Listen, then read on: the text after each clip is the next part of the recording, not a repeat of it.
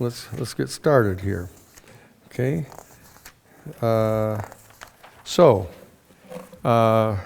Today's Thursday, May 30th. This is our third from the last gathering that we're going to have together collectively before you have your final assignment of doing your paper, which we'll talk about some at the end of class today. There are a number of other additional papers here that have been graded. There's still a few that haven't been. I've just gotten a few more today who'd gotten extra time. But we had on Tuesday started talking about, in part 3 of the course, the role of the indigenous or tribal people around the planet in potentially stopping global climate change. And the degree to which these activities, as of today, have been effective or not in actually stopping global climate change. We realized that the issue of the role of the indigenous people in their resistance is really a resistance against, as we talked about last week, and we've been talking about in the first 2/3 of the course, is to resist the ongoing offensive, which is still underway on the part of an elite, white, Caucasian, usually male group of a tiny percentage of people who own the stock in and run the major oil and fossil fuel companies or corporations. In that we've reviewed the information that's available and pointed out that they see this petroleum being a source of their military and economic power to, as they put it in their own words, maintain their continued privileged access to the strategic raw materials on the planet over and above the petroleum, which is all being directed toward their ability to assert and exercise what they refer to as full spectrum dominance over the rest of the planet, all other nation states and all other group actors who might in any way attempt to interfere in their ability to maintain this continued privileged access to the strategic raw materials, and that their effort is to also maintain, or what they refer to as to ensure the continued security, energy security of Western civilization against, one would obviously conclude, the Eastern portion of the world, which is now China and this rising Asian empire. That's really what their mission is since the end of the Cold War, and they've articulated that very clearly. And I pointed out some of the language from the first and second drafts of the 1992 United States Defense Department Policy Planning Guidance document, as well as Samuel P. Huntington's major work, The Clash of Civilizations and the Remaking of World Order. We are just beginning to outline some of the issues that are involved in this larger issue of the role of indigenous people in potentially participating in stopping global climate change, which is the direct proximate result of the massive burning of fossil fuels. And we had hit upon a number of issues that you might not have otherwise acknowledged or recognized.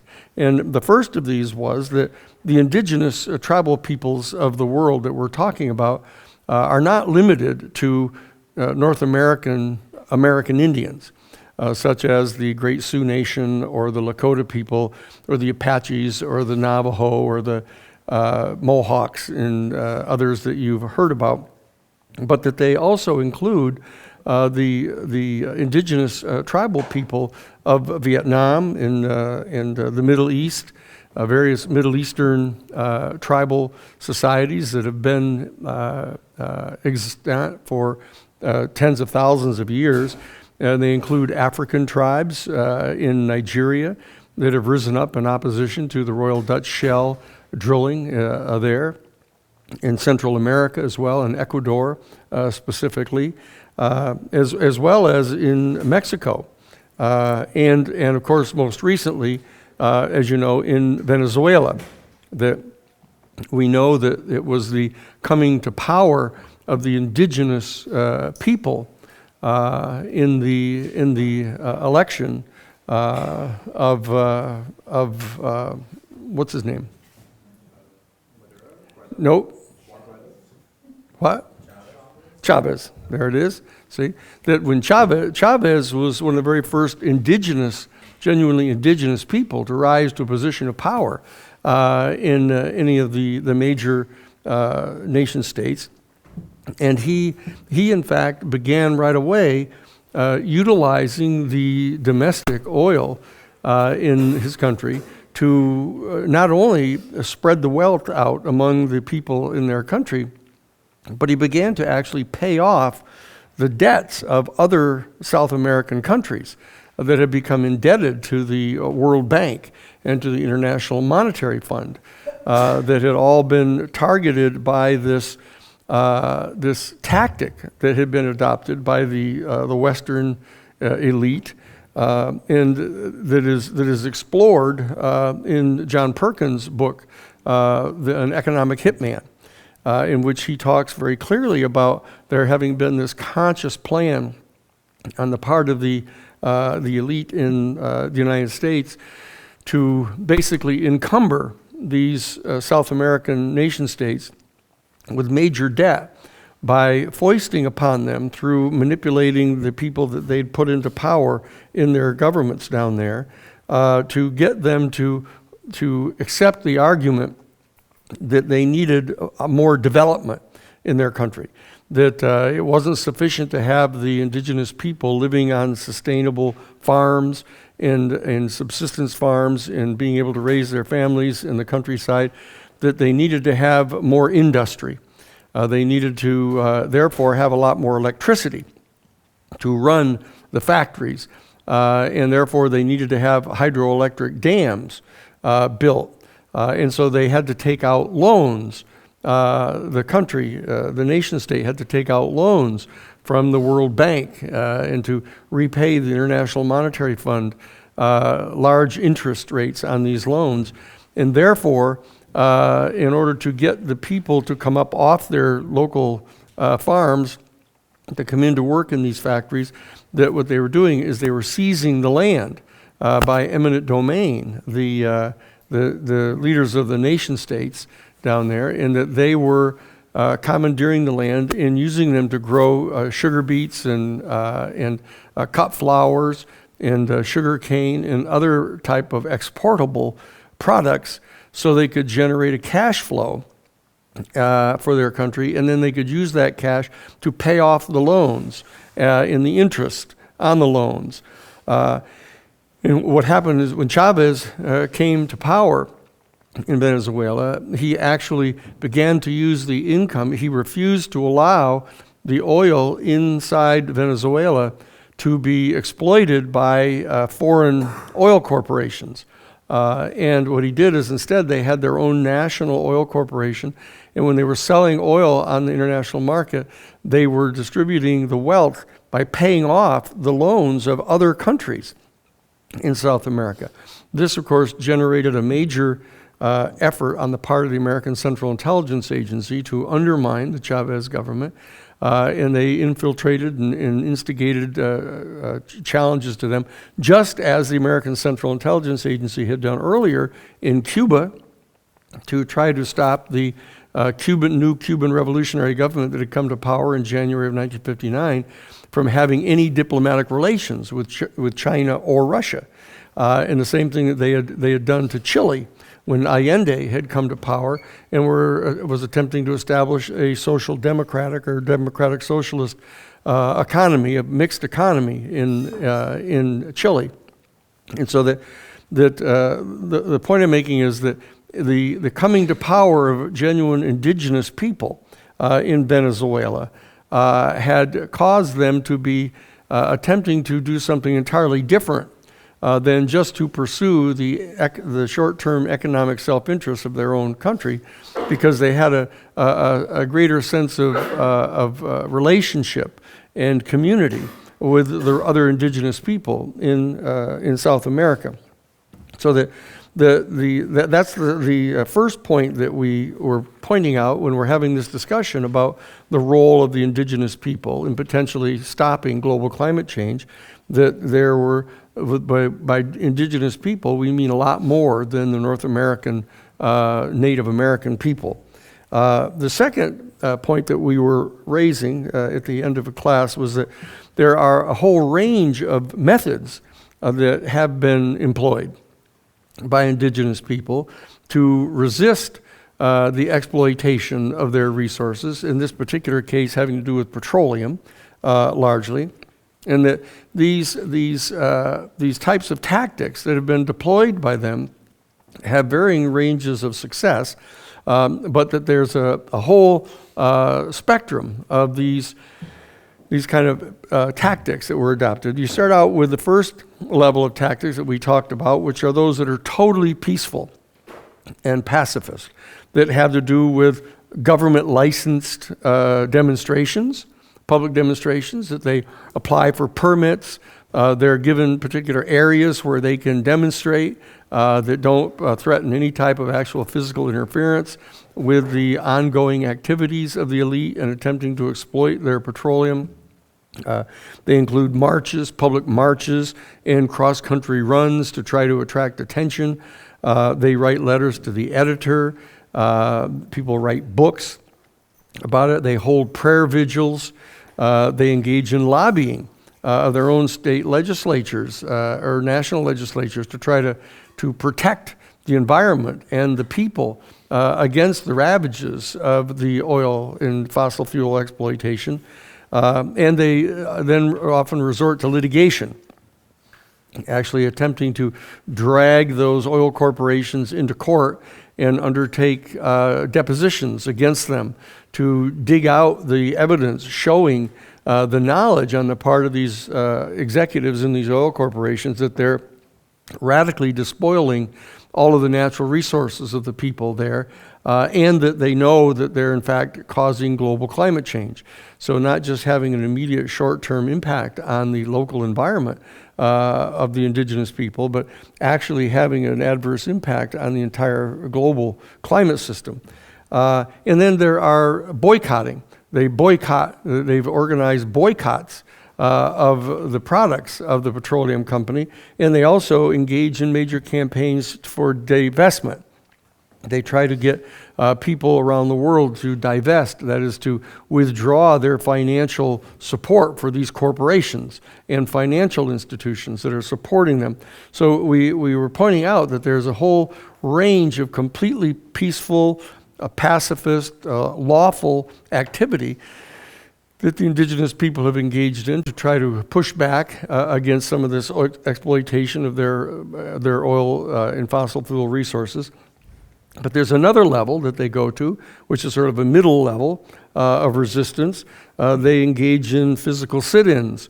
For example, they trespass right onto the land where usually the state or the nation have given permission illegally to the oil corporations to go in and under license to exploit the oil.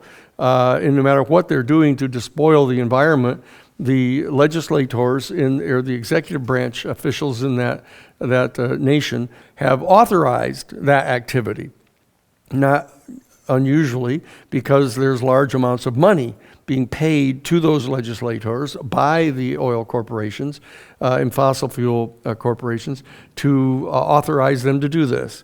And so that people, when they realize this, they move to this middle level of resistance, which is actually going in and, for example, sitting in right in the pathway of these pipelines. Or they go in and they occupy the territory where they want to do the drilling. And they often, people will, for example, chain themselves to the bulldozers that they're brought in to try to dig up the area and prepare it for the drilling and exploitation. This happened, for example, when we were out doing the Karen Silkwood case out in Oklahoma back in 1978 and 79.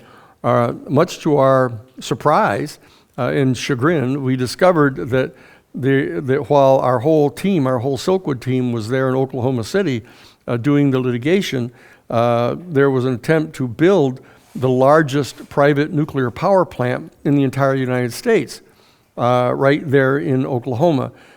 Interestingly enough, at a place, the native name for which was the mutated fox. And we found out about this, and our whole crowd of people went out there and actually built a ramp. They had put this big barbed wire fence all the way around the facility where they'd put up these wind towers when they're getting ready to build a nuclear power plant. For example, they put up these little propellers on the top of a great big tower.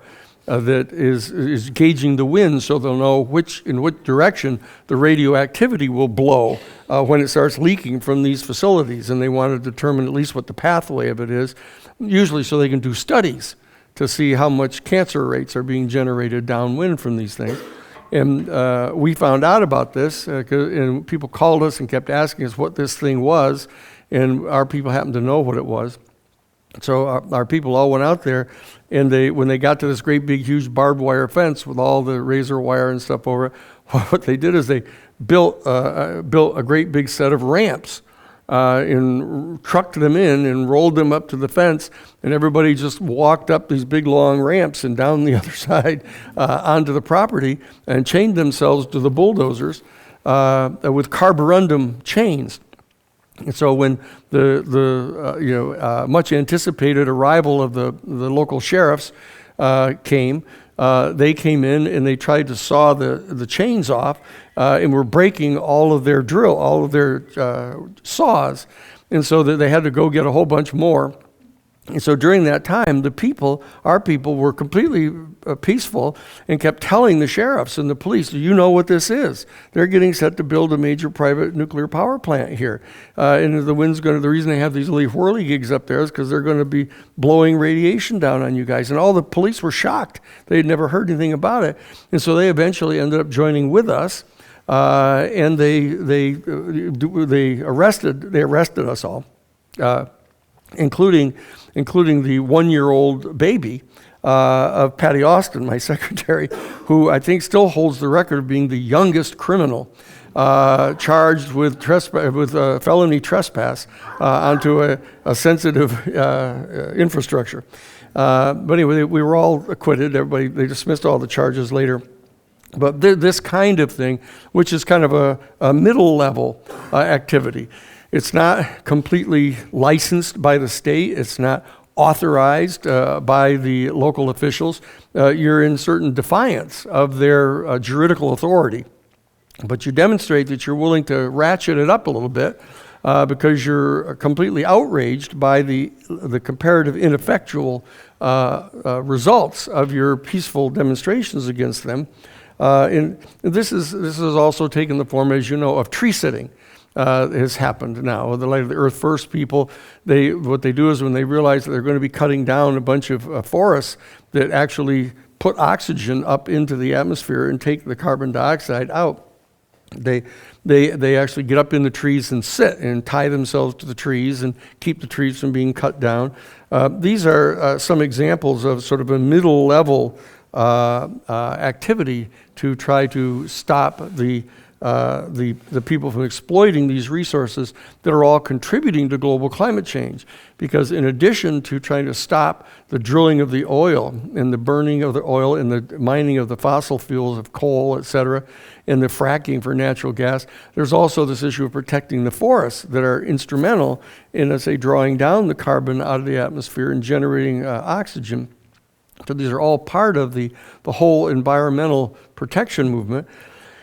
Then when that doesn't work, there's another level, what we call high-level resistance that we were talking about. And this includes so-called monkey wrenching, as it's referred to. And what this involves is, for example, when the ski resort in Vail in Colorado were deciding they were going to put in a brand new ski jump for their entertainment. And we're going to be cutting down a whole big bunch of forests to do this. When they built the very first portions of the ski ramp, and somehow mysteriously during the night, someone came in with wrenches and screwdrivers and disassembled the entire thing, undid all the bolts and things, and just took it all down and walked away with all of the ski jump, actually. And the people went crazy, saying, these are thieves, they've stolen our ski jump. And that they've engaged in this horrible attack on private property. And so it stepped up to a kind of a whole new level. And so that there are others, for example, Sam Lovejoy, a man who shall live in fame forever. Frank Lovejoy, when he found one of these nuclear towers with the little spinners on the top, they're so far up into the sky, they have to have these big wires, these big cables like that hold the thing up in the air. And Frank Lovejoy, or Sam Lovejoy, went and cut them all down. He cut the cables, and so the whole tower collapsed. And he was on the most wanted list for a long time. The FBI were completely beside themselves trying to find Sam Lovejoy, and he became kind of a cultural hero around the United States, and used to appear for speeches and stuff like that. And he'd get done doing the speech, and then the police would all come running into the place after he'd already left. And the same thing happened with the Berrigan brothers that you may have heard of, Father Daniel Berrigan and Phil Berrigan, Liz McAllister, a Catholic nun, and others. And what they were doing in this particular case, opposing the Vietnam War, that you probably heard, they would sneak into the draft board, the National Draft Board. They would sneak into the draft board office during the day, and one of them would hide out somewhere in the building. And then when the place closed down that night, they would wait until everybody was completely gone, and then they would come out of hiding and unlock all the doors. And in the Berrigan brothers gang would come, and they would rifle through all of the selective service files, and they would take them outdoors and pour their own blood on them and light them on fire. And that became a major form of entertainment back during the opposition to the Vietnam War, and it was making the selective service people crazy about this. And they put Father Dan Berrigan and Phil Berrigan on the FBI's 10 most wanted list, and they would go around celebrating Mass Sunday mornings all around the country and delivering homilies against nuclear weapons and against the war. And then they would always get ushered away, and they would take off just before the FBI would come swarming into the building in SWAT teams, to try to find them. This was another kind of form of direct action. And this would also include disabling the vehicles that were being brought in to start exploring for oil and drilling for oil. And in addition to, instead of just sitting in the pathway or chaining yourself to the bulldozers, these people that had gone to high-level direct action against these oil corporations would actually destroy the vehicles. They would actually go in and break all of the instruments out of the bulldozers.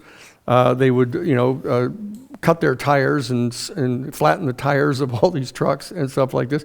I don't mean to laugh, but it's only because it's so funny.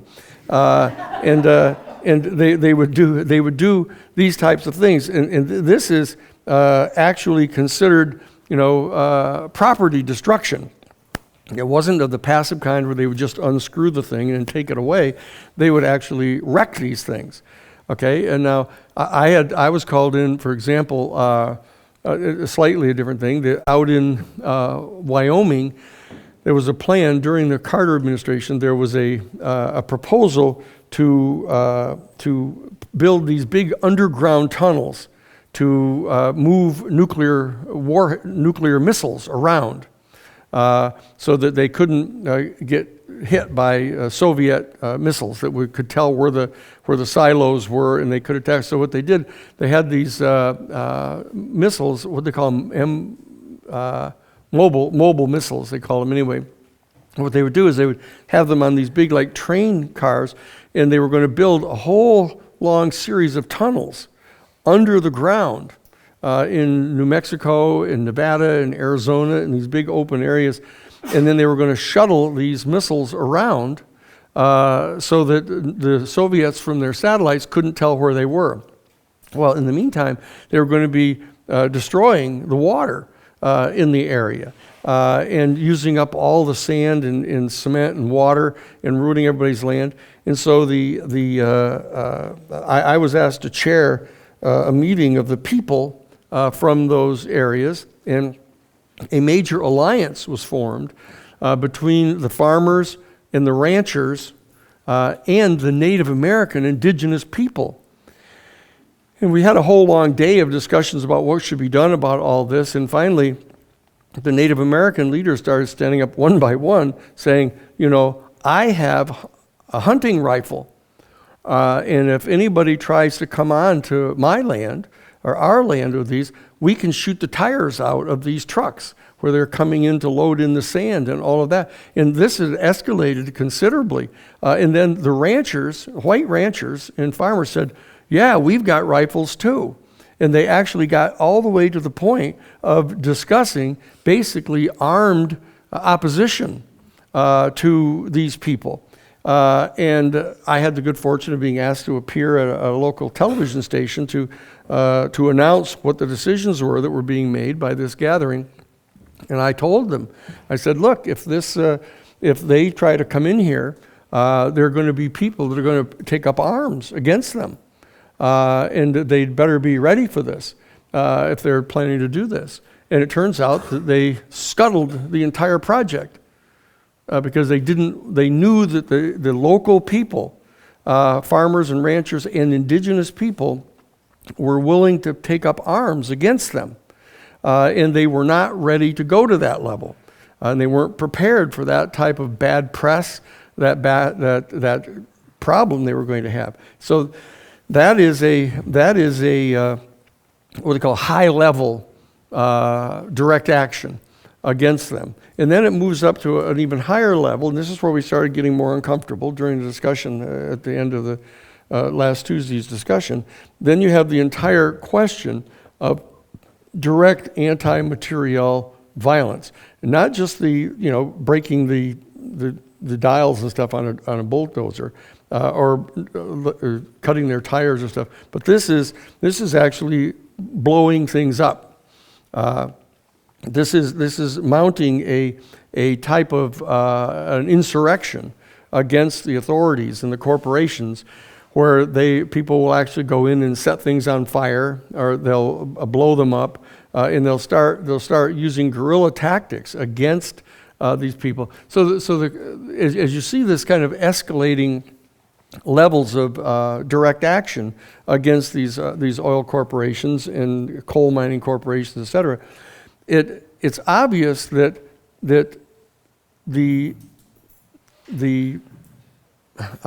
variable that really determines what level of direct action people are willing to take against these activities has to do with how directly threatened they feel. And if they feel that their very existence is threatened, then they're willing to go to much greater lengths to stop this from happening.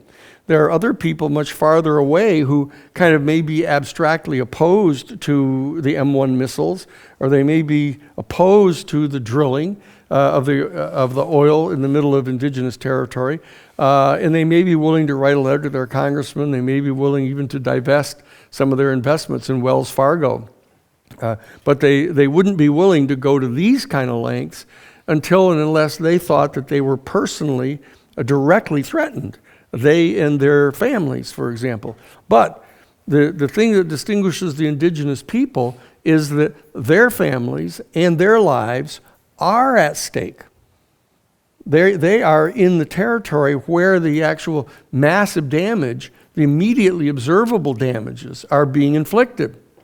So that they see these big oil wells pumping out the stuff from the oil, these bilges that come out and contaminate all of their streams. They see the smut going up into their atmosphere.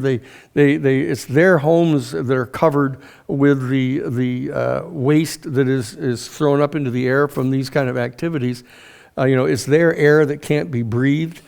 It's they who suffer the consequences of these man camps that are brought in by these oil corporations, where they bring in these big box cars and they set up housing for these roughnecks that they bring in from around the country, virtually all of them white, blue-collar people, and they bring them in, and there's violence that surrounds a lot of these man camps. The disappearance of young women, etc. It's a very major thing goes on. And so that the people themselves decide, the local indigenous people decide that they're not going to stand for this, because this is their lives. This is the lives of their family. And this is the health of their own physical lands. And so the people are willing to go to much greater lengths to stop that type of intrusion. And so you see them ratcheting up the level of direct action that they're willing to take to stop these types of oil drilling and exploitation of their resources. So this was one of the issues that we touched upon at the end of class last Tuesday, and we also pointed out a third thing in addition to the identity of the tribal indigenous people being more expansive than you might have thought. The levels of direct action that people are willing to go to escalates in accordance with the degree of existential threat that one experiences as a result of them. But thirdly, we got to the point of recognizing that white people who are part of the Caucasian race, that are principally the beneficiaries of this type of maintenance of a privileged access to the petroleum resources around the world, and beneficiaries of the type of technology that is engined by the petroleum, that the white people are often willing to be allies, but they almost uniformly don't become committed to doing anything more than just the first or second level. They'll walk in, they'll march in protests, and they'll write letters, and they'll even help fund litigation, and they'll do a lot of these completely lawful things, but they dread the whole idea of ever being considered to be engaged in unlawful activity, because there's been a very effective campaign that has been mounted through the public schools to train white people instinctively that you cannot possibly go outside of the law, that the law is there to protect you, and that therefore if you want to have the protection of the law, you have to abide by the law. And so that there's a very high level of effectiveness of the American educational system training white people and white students not to consider going outside of the law, and to the extent to which the type of threat that the white people are experiencing is only tangential, or at least long term, and they don't recognize it as an immediate existential threat. They aren't willing to really go past the first or second level of opposition to these. And the oil corporations know this.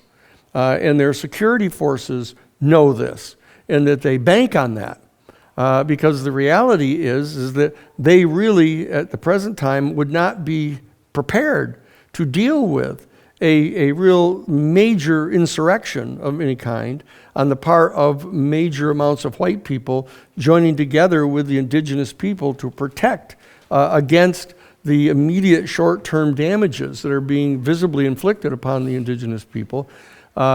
Because the white people still don't grok the fact that they're being injured, and that these activities constitute, in fact, an existential threat against them.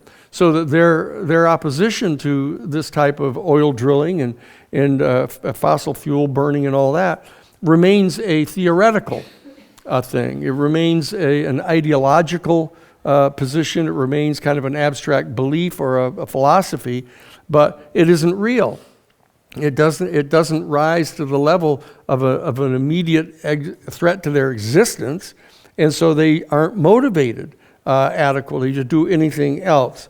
So we had just gotten to the question, and we ended the class on Tuesday of, how far will white people be willing to go to become allies with the indigenous people?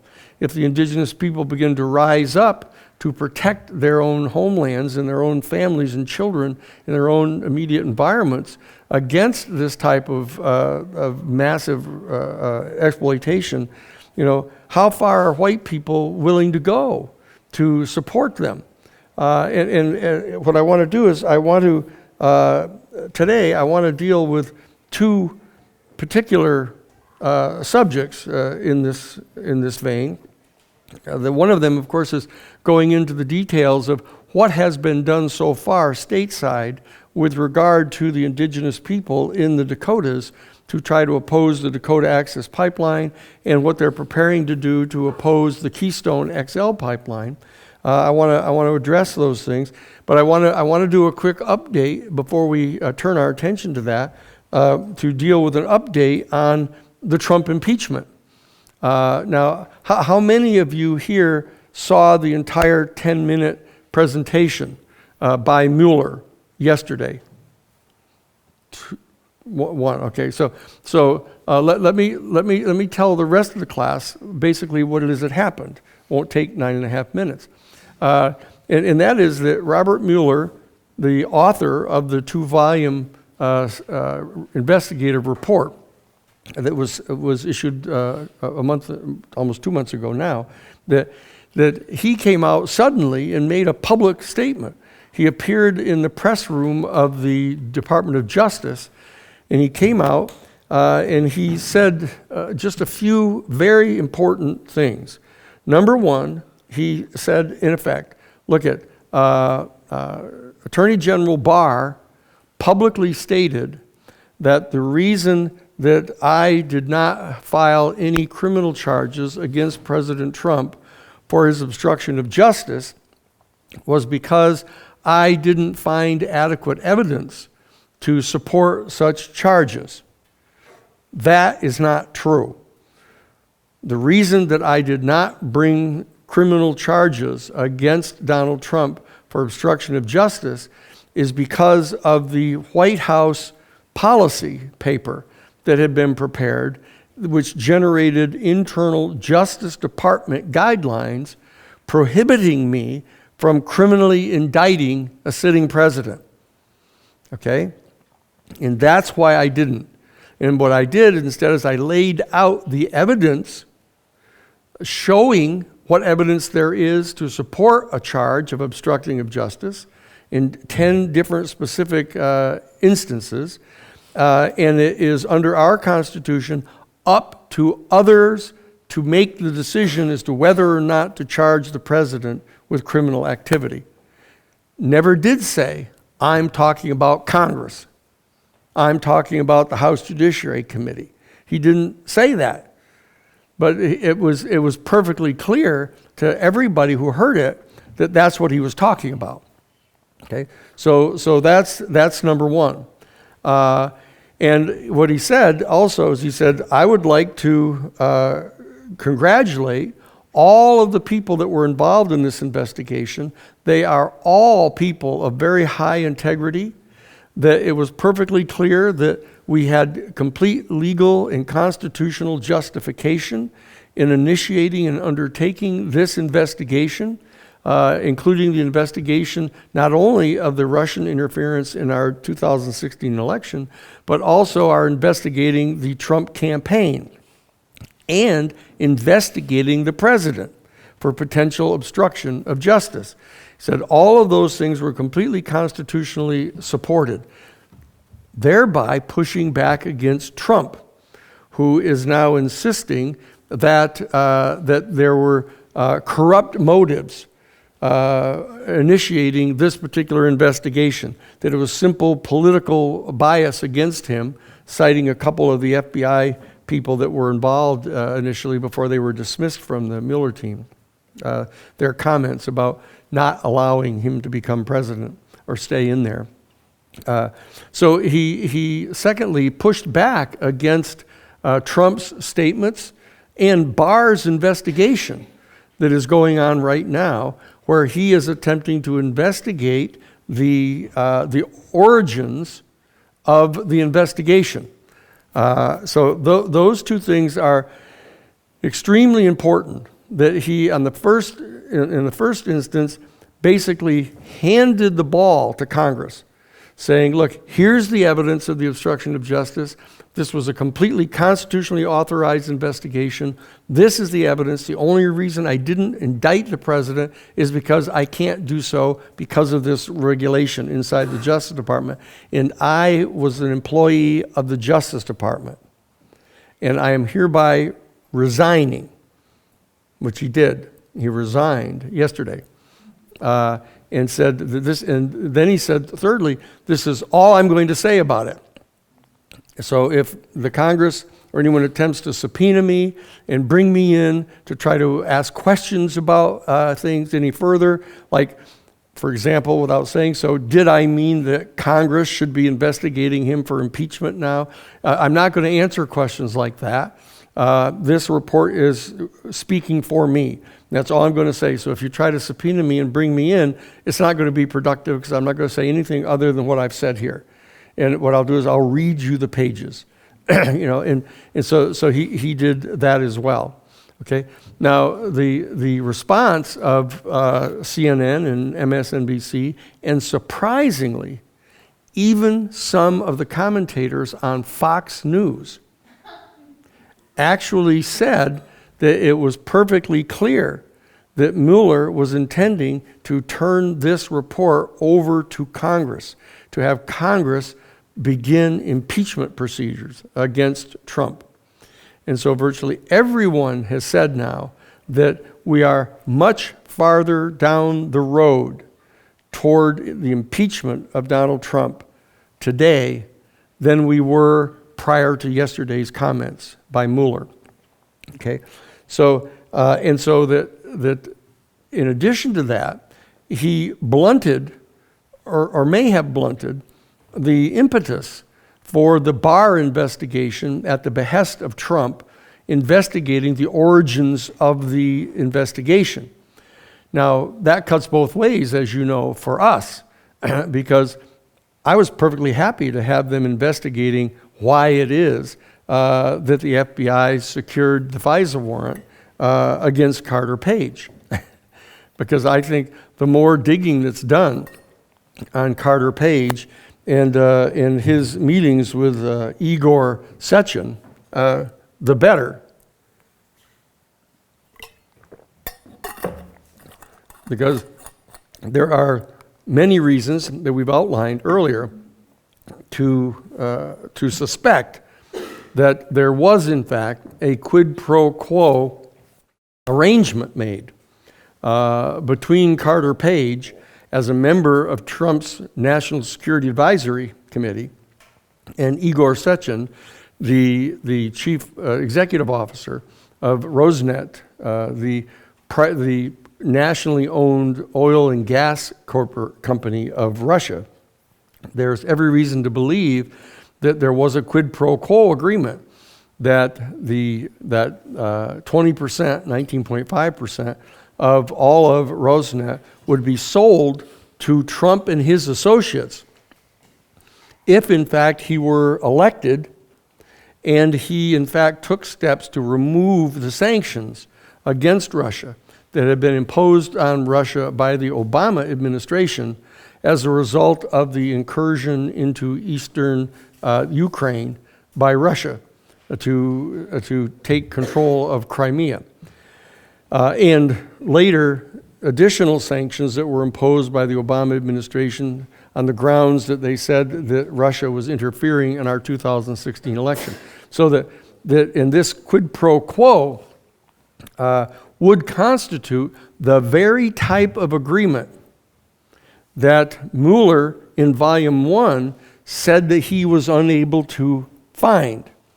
He was saying that the standard for Volume 1 was not the term collusion with Russia on the part of the Trump campaign. He said there was plenty of coordination, a lot of solicitation, a lot of openness and willingness on the part of the members of the campaign to accept the interference of Russia. But then he went on to say, outside of his report, which he said in the statement yesterday, he wants to emphasize how clear it is that Russia did, in fact, intrude into our election. And he did so specifically, and he didn't even say to assist Trump in getting elected. What he said was to denigrate one of the two candidates. That is, of course, Hillary Clinton. And so he's still kind of gingerly walking around this thing with Mueller. But what this does is it raises a potential additional grounds for impeachment. And that is Trump's insistence on refusing to do anything to stop Russia from intervening in the election in 2020. That this is a failure, indeed a refusal on his part to take steps to protect the electoral process in the government of the United States against a direct criminal assault on the part of the Russian GRU, the Russian military intelligence. So that's another major factor in the statement that was issued by Mueller yesterday, that he's raised the specter of an entirely additional grounds for impeachment in the failure on the part of Trump, to fulfill his constitutional obligations under his oath of office to protect the people of the United States against foreign attacks. Okay, so I wanted to get all of that out in front of us because we've been monitoring that stuff through the whole second third of the course here. And those developments yesterday are extremely important. And even though you may not have been as intensely monitoring the reports on this thing since the end of the second part of the course, I just wanted to get that out in front of you so you know the latest and what its implications are. Okay?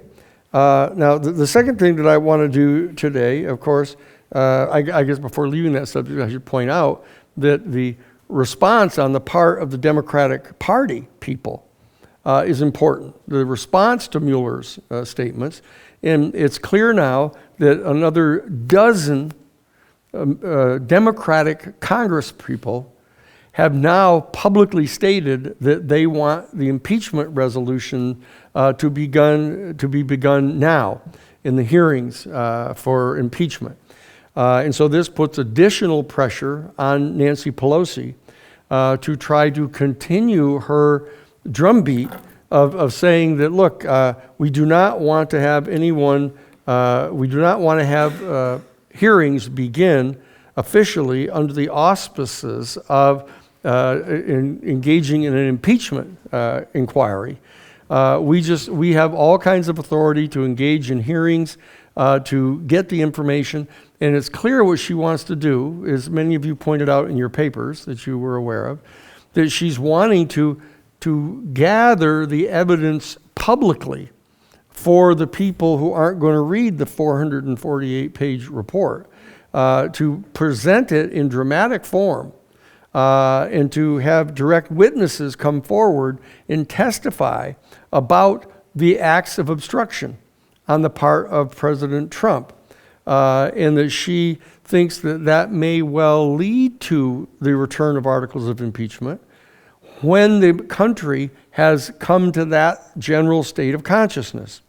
And she is still looking for more and more Republicans in the House and Senate to jump ship and be willing to call for his impeachment. And as of now, there's only one such person, one junior congressman from Colorado. But no other Republicans have come over yet.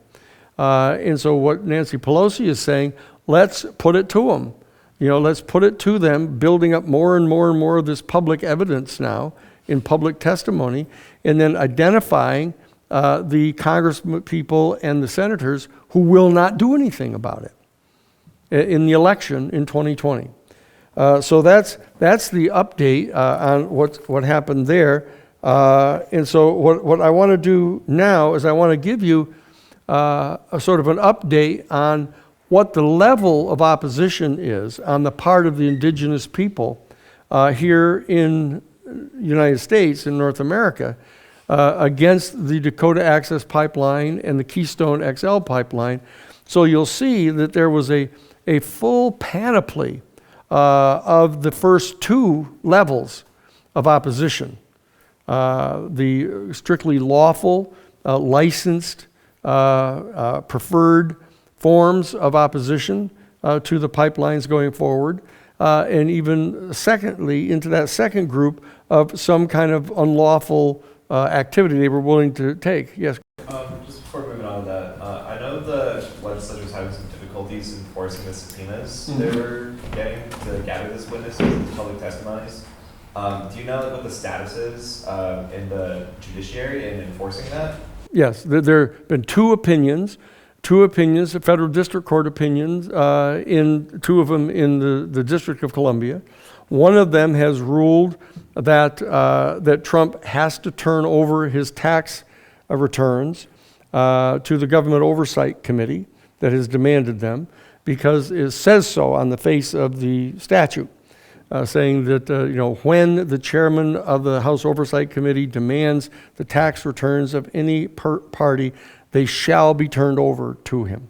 And so that the federal district court judge not only ruled in favor of him having to turn over the tax, but he basically ridiculed the position of the White House in Trump, saying that this is not even a close question. There's no merit whatsoever to their entire opposition.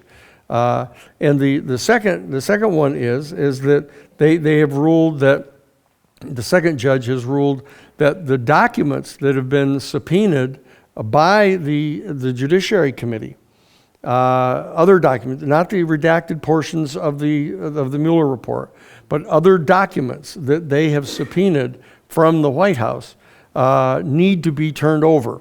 And so that the Democrats are 2 for 2 on the actual judicial rulings that they've obtained. Now, needless to say, the administration and Trump are just going to appeal it to the D.C. Circuit Court of Appeals. And then they would appeal any adverse ruling there to the United States Supreme Court. And so they're going to be running right into the teeth now of Judge Roberts. Justice Roberts is going to be wanting to play the role of the swing vote, taking the place of Justice Kennedy. Even though Kavanaugh technically replaced him, everybody knows that Kavanaugh is now part of the usual 5-person reactionary majority on the Supreme Court. Justice Roberts is, however, concerned to some degree. People may be giving him more credit than he deserves on this, but he realizes that if, in fact, the court constantly just rubber stamps whatever it is that Trump and his supporters want the Supreme Court to do, that it's going to undermine the credibility of the United States Supreme Court. And he has, as the Chief Justice, some institutional concerns about the health of the judicial system. If it becomes known to the people of the United States that they're functioning as a rubber stamp for the executive branch or the Trump administration, that it is bad for the long-term health of the constitutional system. And so Roberts there's only one instance in which he's done this so far, and that is his refusal to strike down the Obamacare legislation. That the 4 other reactionaries all demanded that it be overturned. All 4 of the moderates on the court said no, and Justice Roberts went along with the moderates. But that just because he knew perfectly well that even the American people would recognize that as being completely biased. And so these rulings are on their way up to Justice Roberts right now, and the opinions were extremely strong in both cases, trying to plug every hole of a possible level of appeal on these things. And very importantly, they fast-tracked those decisions. Those decisions came out within the same week that the actions were filed. And so that there may be similar fast-tracking on the part of the three-judge panel that's going to review them at the D.C. Circuit, then there may be a full en banc review of all the justices, and then it'll go to the Supreme Court. So this may be, those things may be taking place right here in the early month of summer. And so this issue now arises is the key one is going to be the subpoena of McGahn.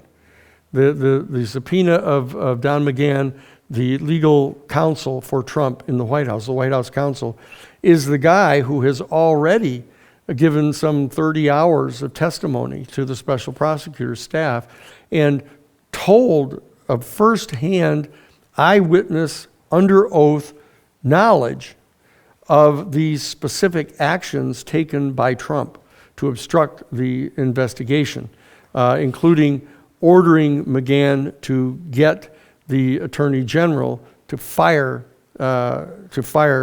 Mueller. So he is at the present time under orders from Trump not to testify, citing executive privilege, which is not the worst of all arguments. You know, I mean, that's part of this damage that's being done to the institutional fabric of the country right now, because everybody kind of lusting after getting rid of Trump, and they're willing to kind of run roughshod over some very important constitutional principles. But the idea that a committee in Congress could subpoena the lawyer for the White House and demand to know what the legal advice is that he or she gave to the president is defying a whole set of customs and procedures that have been established around the sanctity, if you will, of the privacy of these kind of consultations. So that's the status of it. So what I want to do is I want to go into some detail about, so you'll be familiar with exactly what it is that happened in the Dakota Access Pipeline case and what's getting ready to happen in the Keystone XL pipeline, because this is going to be the acid test of the level of effectiveness of the indigenous people here in North America to be able to stop a pipeline and to stop the added onus that it lends to global climate change. Okay, so I've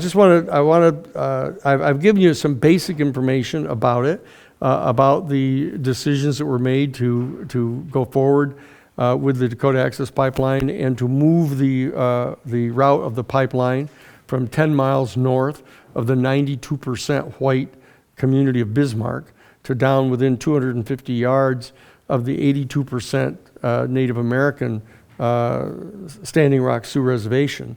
But what I want to do now is I want to detail for you, without boring you to death on this, but just to show you the lengths to which we have all gone inside the legal structures to protect the environment against this elite oil corporate group and the comparative ineffectual results of this.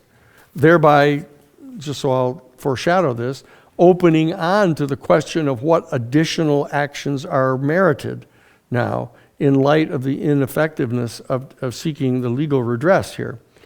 First of all, there was a major lawsuit that was filed by the Standing Rock Sioux Reservation Tribal Council and joined in by the Cheyenne River Tribal Council in Washington, D.C., in the Federal District Court in the District of Columbia,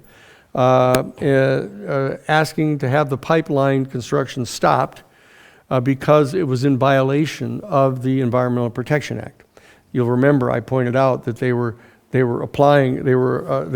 going forward without any application of doing these like 499 yard extensions of the pipeline under this exception to the Environmental Protection Act, that if you just want to build a pipeline from your house down to your boathouse or something that's less than 500 yards, you don't have to ask for environmental protection or environmental assessment, okay?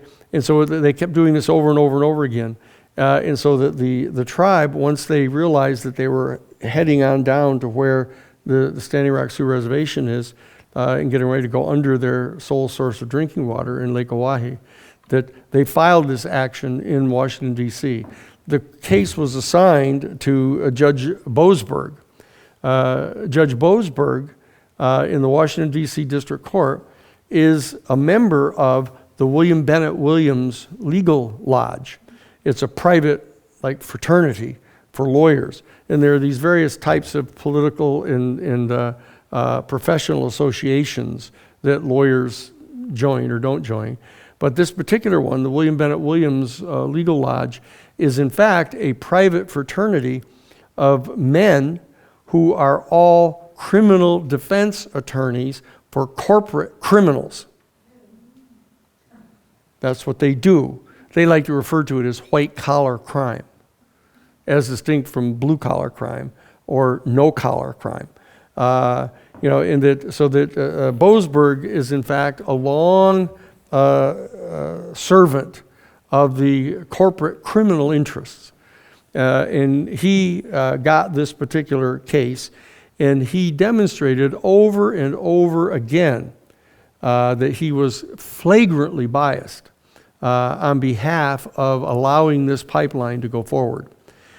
So in Earth Justice are the ones that represented the tribal council, the Standing Rock Sioux Council, and they first applied for a temporary restraining order. So you look at on the face of it, this flagrantly violates the Environmental Protection Act.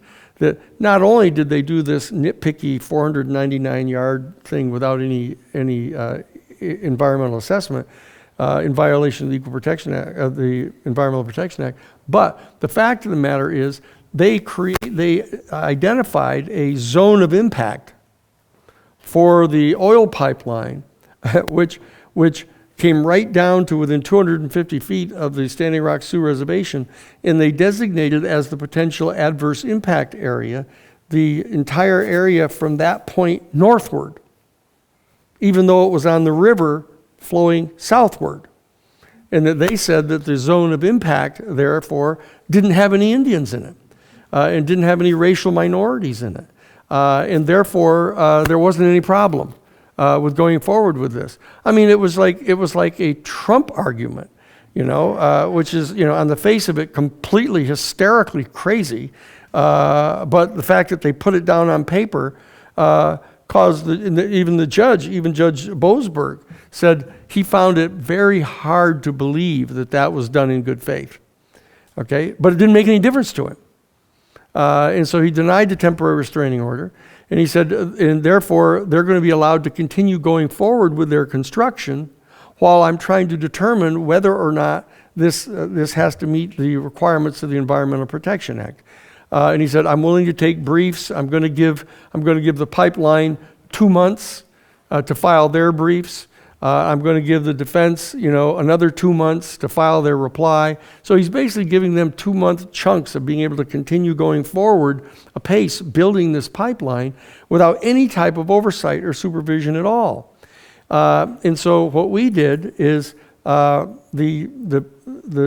Red Warriors camp and the Ocheti-Sacoan camp and later on the Last Child camp, they all began to take actions to deploy against this pipeline, saying that, look, that's why I never recommend to Native people that they invoke the white courts. I don't ever trust white people. They're going to do what they've done to you for the last 200 years. So don't come to me asking me to litigate, against them, because it's crazy. But when they come forward and arrest your people, then you've got to fight back inside the courts. So that's what we were doing. And so I represented Chase Iron Eyes, the 2016 National Democratic Party nominee for the single seat in Congress, in the House of Representatives, from the state of North Dakota, because he was, as I mentioned Tuesday, he was designated by the Tiger Swan Private Military Corporation as the instigator of the insurrection against the state of North Dakota and against the Dakota Access Pipeline. And that they were using this language all the time. The Dakota Access Pipeline Corporation people, the Tiger Swan Private Military Corporation people, and the sheriffs who had all of their talking points written up for them by a professional PR firm called Off the Record Public Relations, headed up by this guy named Mark Feifel, who, as I mentioned to you, was the same guy that ran the public relations campaign on behalf of George W. Bush in favor of weapons of mass destruction in Iraq to justify the invasion and occupation of the Middle Eastern oil fields. And so that this operation that was going on against the Native people resulted in them being arrested. And Chase was arrested and charged with instigating a riot, an insurrection against the authority of the state and against the Dakota Access Pipeline.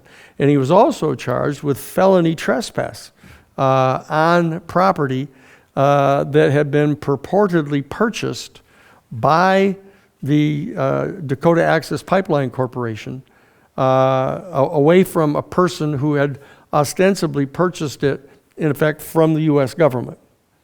And we pointed out a series of things in our defense, which I just want to get out in front of you so you know what the nature of the confrontation was. Number one, we pointed out that it was impossible for Chase and the other 24 Lakota people that were arrested at the last child's camp, it was impossible for them to be engaged in felony trespass because it was their land.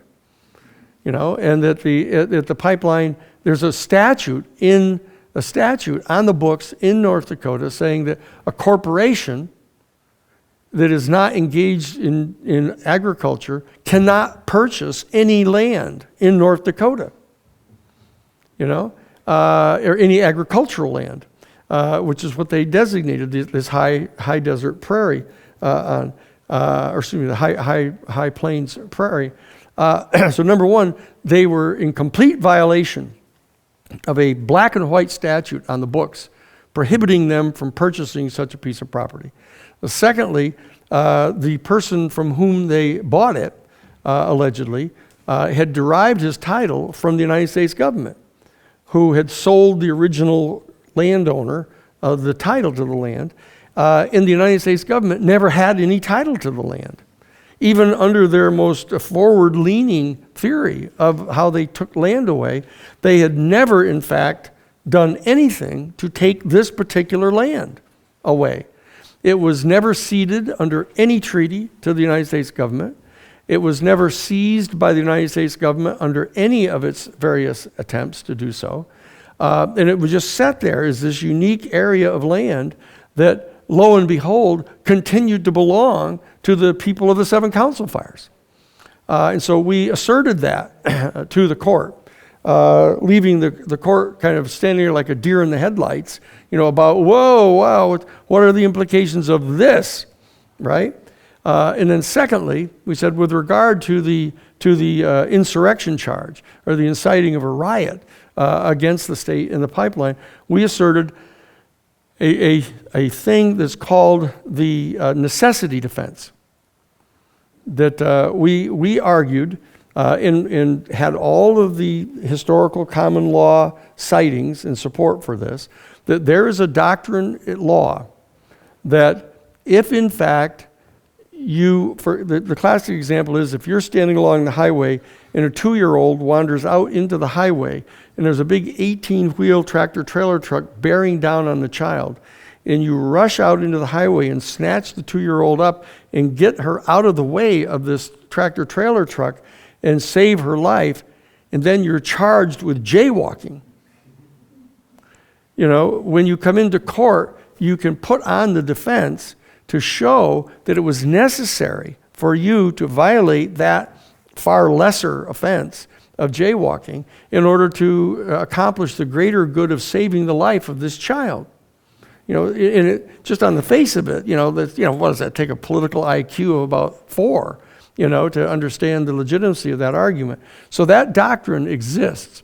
And so what we argued is that Chase Iron Eyes and his fellow Lakota people that were on this particular piece of land, aside from the fact that it belonged to them, that the fact of the matter is they couldn't be charged with rioting when the sheriff's department came up onto the land and tried to drag them off the land. What they did is they charged them under the rioting statute with engaging in violence against the police when the police grabbed them and tried to drag them away because they held back against them. And that was their theory of what the violence was. And they actually stood up and said, well, the standard that we're going to apply under the statute of whether they were engaged in violence is the same standard that we apply, and they kind of smiled at us when it said, in domestic violence cases. I mean, it almost made you puke when you were in the courtroom to hear them do something like that. Because, all they're doing is throwing right up in our face, all the years of work that's been done to protect women against violence on the part of men, even that kind of violence of shoving them or yanking them around like that. And so what they did is they invoked that standard for violence, and that when the police came up onto the land and yanked them, our people all joined arms like this, locked arms, and the police had to pull them away from each other like this. And when they did that, anybody who held back against them like that, or anybody who helped in the chain hold back against them, was charged with violence, was charged with rioting. Okay? And so that we pointed out that for the sake of argument, let's assume that they did pull back. Okay? But that's all they did. And that what we argued is that under the necessity defense, if in fact you find it necessary to violate some particular lesser statute in order to effectuate a much clearer, greater good, that as long as the violation of law that you commit is proportional to what was necessary in order to effectuate your better objective, that you cannot be criminally prosecuted for this. We agree that the burden is on us to establish that, but we were saying, oh, please don't throw me into that briar patch. We were saying, please, give me a jury and let me put this evidence in front of the jury and see what they think about this kind of ridiculous charge, right? And so that what we argued is that the reasons why it was necessary for Chase Iron Eyes and his fellow Lakota people that were up at the last child camp on that day of February 1st of 2017, that why it was necessary for them to go up there on that hill and do what they were doing was because the building of this pipeline, number one, the building of this pipeline directly under their sole source of fresh drinking water was in fact an existential threat to the drinking water of the people of the entire tribe. And therefore, it was in fact an existential threat to the very tribe itself. Because if they didn't have any fresh drinking water, they wouldn't be able to continue to live there. And they would have to move away. And if they moved away from their indigenous homeland, that was instrumental and integral to their identity as a people. Because this is the land on which they have been raised and of which they're a part of, okay, spiritually.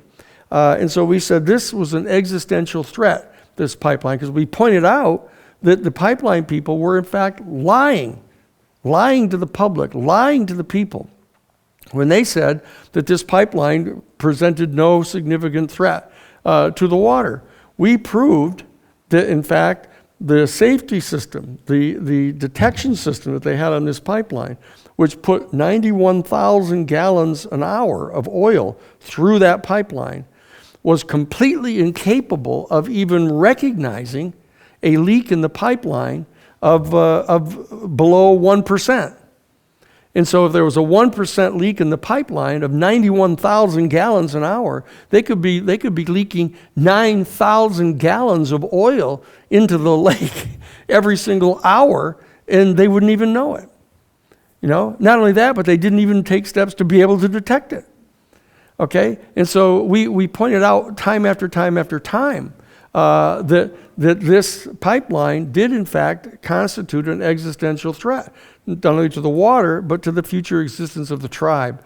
And so therefore, faced with an existential threat to their tribal existence, the taking of the limited action that they took of pulling away from the police when they came onto their land to try to drag them away was in fact a minimal necessity that they had to engage in order to effectuate the greater good of attempting to protect their water by reaching out to the people of the country on television and showing this demonstration on top of the hill so people could pay attention to what was going on. Because they had already, we pointed out, succeeded in getting the Obama administration to issue an order stopping the construction of the pipeline on the grounds that it was in violation of the Environmental Protection Act. So it wasn't as though this were a futile effort on their part, because they had succeeded previously in doing exactly what it is they said they were up there trying to do. So that's number one. The second arm of our necessity defense was that what they were doing was protecting themselves against an ongoing federal criminal civil rights conspiracy.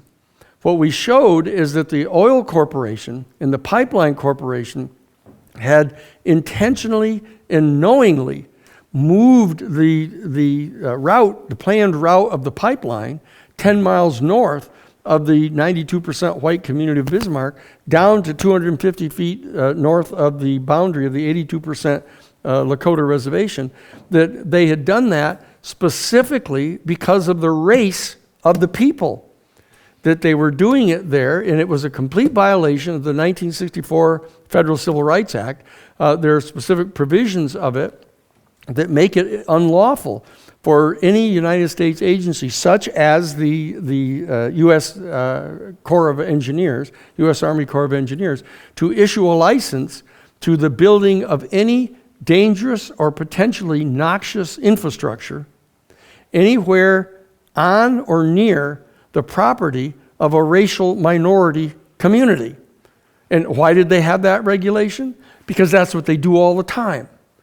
That's what they were doing all of the time.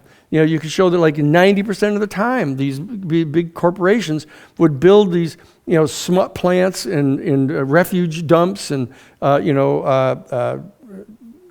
sewage plants, all right in the middle of racial minority communities. Okay, and so the Clinton administration in 1997 issued an executive order stating that prohibiting any federal agency or any state agency or any private company that gets any funds from the federal government to engage in building a potentially noxious infrastructure anywhere on or near land of a racial minority community. And we pointed out that the reason they did this, and we found it inside their own documents, that they had done it because of the opposition of the stakeholders from the Bismarck community. And so we put together all of this evidence and information, and we put it together to prepare to file to the court, because you have to show them what documents you're going to be putting in trial, so you have to get them marked as exhibits, and you have to show a legal memorandum as to why it's admissible in court and all of that.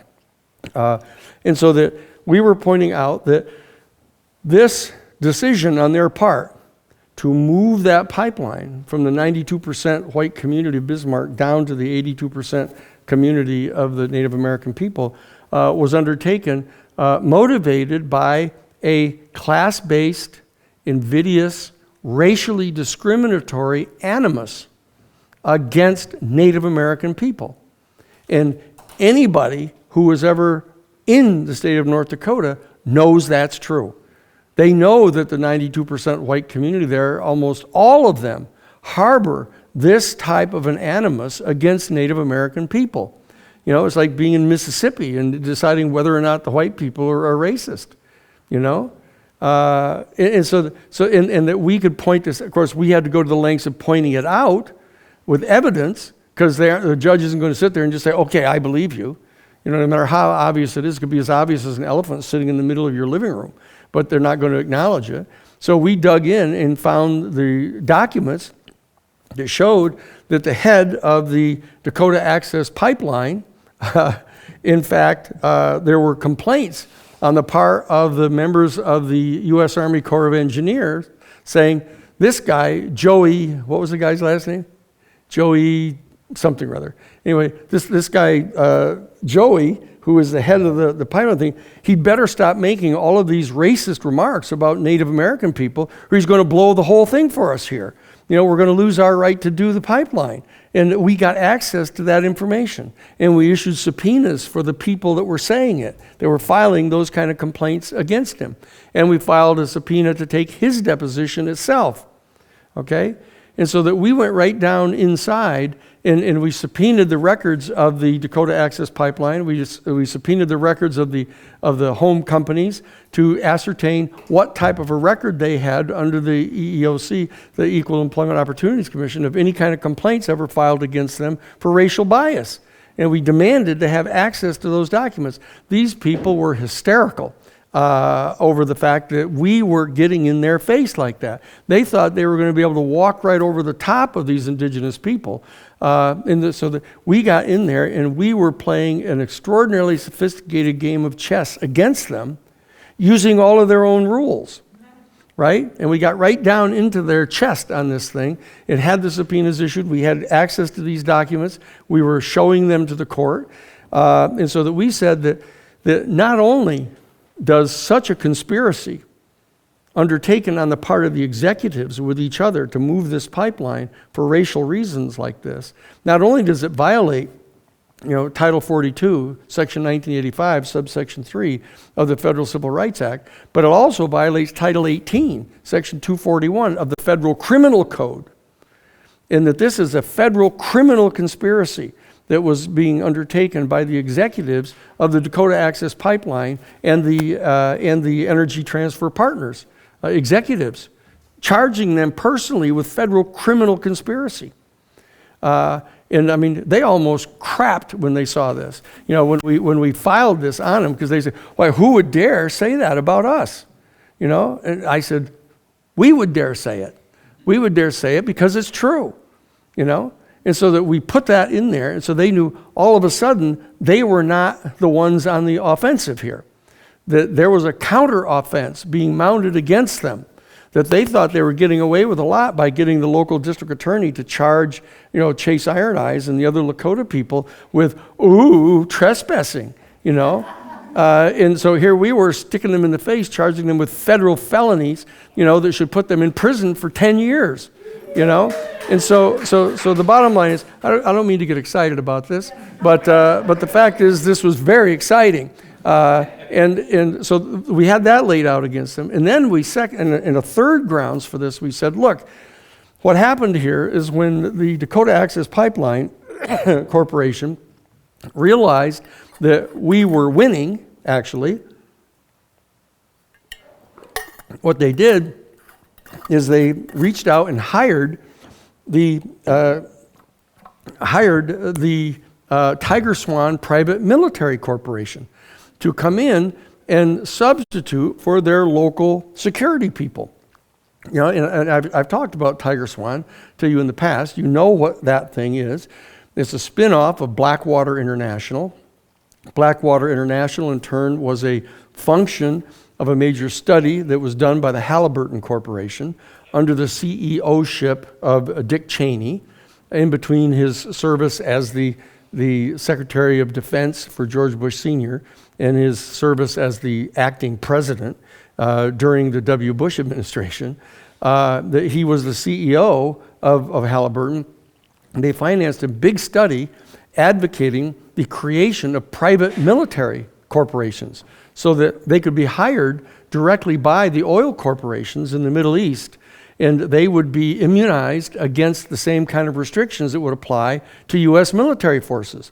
For example, the Geneva Conventions, and so this Tiger Swan group had been spun off from Blackwater International, headed up by Eric Prince, a very close family friend of Vice President Pence, and the brother of Vivos, who is the Secretary of Education. I just wanted to make sure that we got a couple minutes to talk about the final paper before the end of class. Okay, we'll talk about the final paper before the end of class. Remind me to get back to that. But here we are. I appreciate that, John, really. And so what we did is we pointed out that the Tiger Swan Private Military Corporation, once they came on site, began racially profiling the Lakota people, calling them anti-Christian, anti-capitalist, religiously driven, indigenous jihadist terrorists. And we got at their internal sit reps, their situation reports that they were writing up for each other and preparing. And we got access to people who'd been inside their meetings. We found out that they had come in and they immediately commandeered a whole hangar at the airport and set up a whole battle station there. And every single evening they would hold this order of battle meeting. And they would bring in the sheriffs and the state police people and all the private security companies, and they would strut back and forth in full battle regalia, full body armor with M16s hanging around their neck and full battle gear, and be, talking about how to arrange the battlefield the next day, and what kind of offensive actions they were going to be taking, what the enemy was going to be doing. They had imported the entire set of protocols that they had developed in the Middle East, occupying the Middle Eastern oil fields against the tribal people, the indigenous people of those areas, and they'd imported it into the United States. And that's what they were doing. And we pointed out that type of racial profiling of the Lakota people was also a violation of the Federal Criminal Civil Rights Act, the same statute that the oil corporation had been violating when they moved the pipeline, and that they were doing this. And then finally, we pointed out that when they went out and solicited the participation of the sheriff's department people and the state police and the others to participate in this conspiracy against the Lakota people, that had transformed that theretofore purely private anti-civil rights conspiracy, racially motivated on the part of the pipeline company in Tiger Swan. It translated and transformed that conspiracy into a state conspiracy, which isn't restricted to just racial motive, but they were motivated now against all of the people, Lakota people and white people and other people from other nationalities that were all there because of their exercise of their First Amendment rights. And that became a federal criminal conspiracy against the state officials, which we charged them with. And then finally, in closing, so we can get to the papers, finally, we charged them with the necessity defense because they were knowingly and willfully engaged in inflicting global climate change on the people of the world, and that this was a criminal, felonious act destroying the climate of the world. And when that came in, the judge almost fell off the bench, going, whoa, wait a second, what the hell is going on in this little courtroom up in Bismarck, North Dakota? And we said, well, you started it. You're the ones that arrested the people here, okay? And so that's what was going on, but I hasten to point out that it still didn't work, because what happened is once they saw all the evidence that we had, they simply dismissed all the charges, okay? So what we're doing over at our shop, over at the Romero Institute, is we're putting together videotaped interviews of all of the different witnesses that we were going to be presenting, and we're putting together a documentary of what their testimony would have looked like so that we can put it on and put it up on the internet. So tell them, you can't get away with this even by dismissing the charges against us. Okay? So that's what we're doing, but the bottom line is to understand is that it didn't stop the pipeline from going through, because Boasberg let it keep on going, even though he finally ended up saying, yes, it was illegal.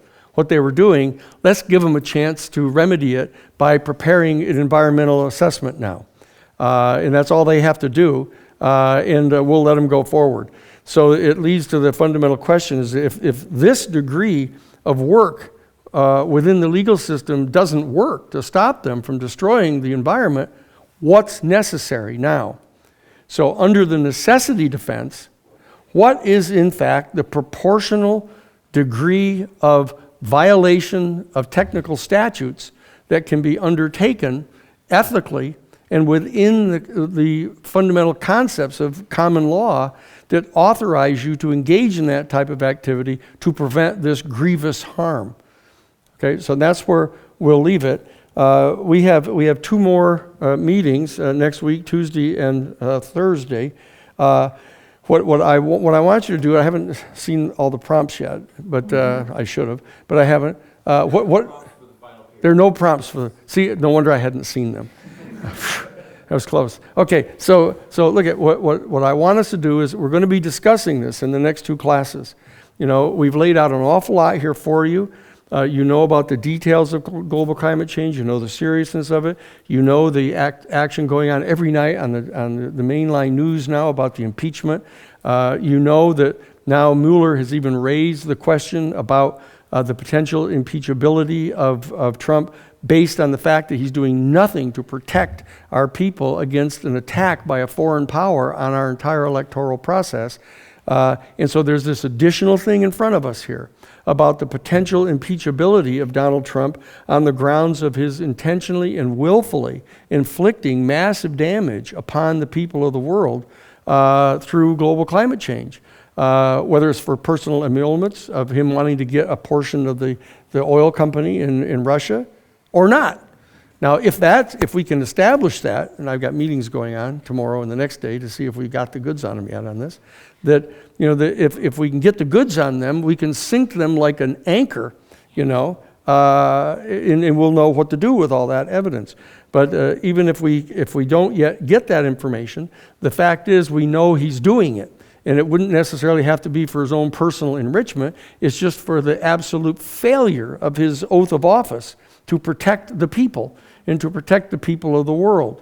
Okay? So that I want to talk about this with you over the next two gatherings that we have, because I want you to start coming forward telling me about, all things considered. What is it that you plan to do? What do you plan to do about this? Has this course had any impact on you to change what it was that you were planning to do before this? What role do you think you play in your generation to try to stop this from happening? Do you not believe it? Do you don't believe that the global climate change is as serious as all the scientists say that it is? And do you not believe that it's legitimate to impeach a person who fails so grossly to protect our people? Or do you just think that, because you're part of the class of people that benefit from the oil and it isn't exactly killing you right now, that you've got better things to do? I want to know about this. And so that we'll talk about this on Tuesday and then do a final discussion of it on Thursday to get you ready, because I'm going to go around again and asking you what it is that you want to talk about in your paper under that theme of what is it you plan to do, or what has changed in your plans because of the course. Okay? So there we are. Thank you for coming.